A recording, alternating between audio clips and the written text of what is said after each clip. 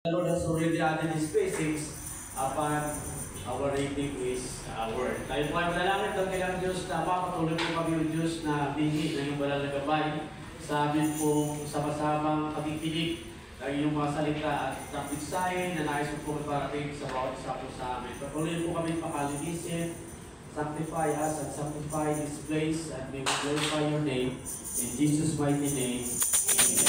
Hindi pa kapatid, baka uboro po tayo. Matthew 2, the Gospel of John. At ganoon din po sa the Book of Acts.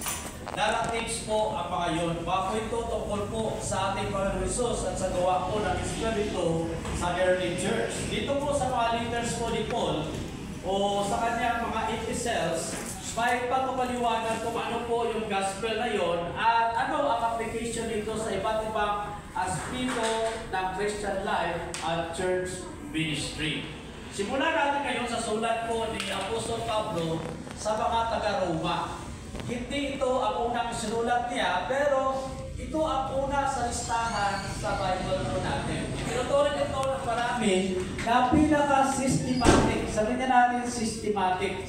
Pinaka-systematic na treatment ng theology ni Apostle Paul. Kaya marami mga Christians po ang paborito itong sulat po na ito. Kasali diyan sina St. Augustine, John Calvin at Martin Luther. Sabi nga ni Martin Luther sa intro niya sa Romans noong 1552, this epistle is really the chief part of the New Testament and the very purest gospel, and is worthy not only that every Christian should know it word for word by heart, but occupy himself with it every day as the daily bread of the soul. It can never be read or pondered too much, and the more it is dealt with, the more precious it becomes, and the better it tastes. Si Martin Lloyd-Jones nag-preach po ng 366 sermons sa Book of Romans